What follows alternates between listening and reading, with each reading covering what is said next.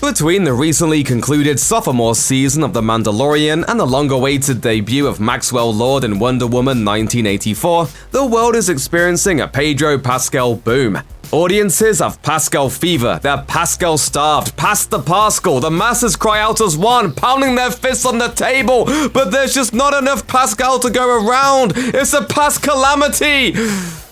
Get it? Or at least it used to be, before Netflix pushed forward the release date for We Can Be Heroes by a week.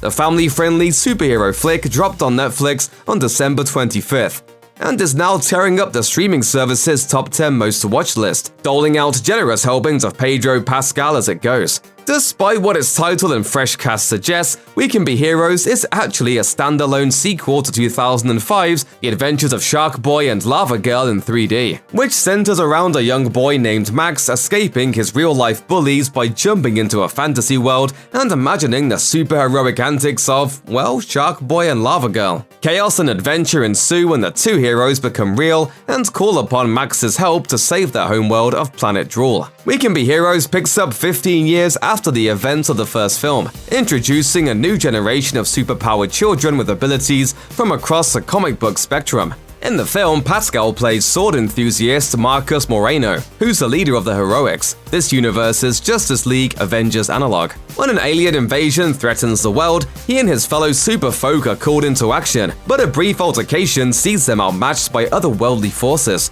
With Earth's greatest heroes held captive and alien invaders threatening to destroy the planet, it's up to the heroes' children to save the day. Pascal performing in his second Robert Rodriguez joint this year, following The Mandalorian's Chapter 14 The Tragedy, isn't the only familiar face in the group. Boyd Holbrook, probably best known for playing the leader of the Reavers in 2017's Logan, plays Miracle Guy, the requisite Superman stand-in. Christian Slater plays Techno, the team's gadget guy, and Taylor Dooley returns to her role as Lava Girl after a 15-year absence. At the kids' table, there's Yaya Goslin of USA Network's The Purge series, playing Pascal's daughter, the seemingly non-superpowered Missy Moreno, who leads a cast of relative newcomers as they stretch, fly, and super strength their way through a vibrant adventure story. Written and directed by Robert Rodriguez, We Can Be Heroes has all the earmarks of the filmmaker's distinctive brand of kids' entertainment. The bright colors and chroma key set pieces are out in force, creating a bombastic world that looks like it's made out of Play-Doh and gack. It's packed from top to bottom with action, features plenty of comedic moments that both kids and adults can enjoy, and perhaps best of all for everyone watching, sends a strong message about inclusion and teamwork. If you're anywhere past your pre-teen years, We Can Be Heroes isn't going to blow your mind in the way a superhero movie like the Captain America, Spider-Man, or Avengers franchises would, but it will entertain you for the duration of its runtime, despite being angled toward a younger audience. Plus, if you have youngsters of your own, it's a great film to stream over the holiday break. Reviews for We Can Be Heroes have trended positive. On Rotten Tomatoes, it touts a 67% approval rating from critics. The general consensus points to a bright, family-oriented story with fun set pieces, fast pacing, and silly, light-hearted comedy. And individual critics' reviews put the spotlight on We Can Be Heroes' many charms. The Chicago Sun-Times critic Richard Roper wrote in his review of the film, We Can Be Heroes has the vibe of a Saturday morning live-action serial, only with better special effects. Though aimed at a young audience, this is one of those superhero adventures that will keep the adults entertained as well. Heroes is actually the kind of movie that works just fine on the home screen. It's a perfectly serviceable 90-minute diversion, and we can't have too many entertaining diversions these days. Writing for RogerEbert.com, Carlos Aguila had similarly kind things to say about We Can Be Heroes, saying,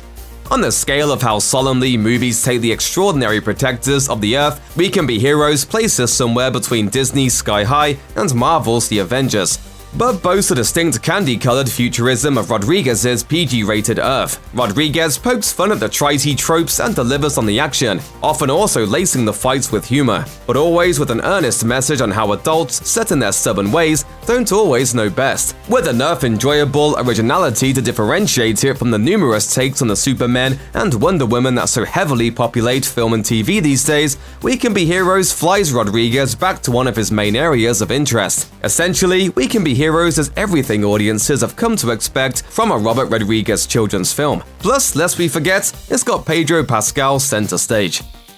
Check out one of our newest videos right here. Plus, even more Looper videos about your favorite TV shows and movies are coming soon. Subscribe to our YouTube channel and hit the bell so you don't miss a single one.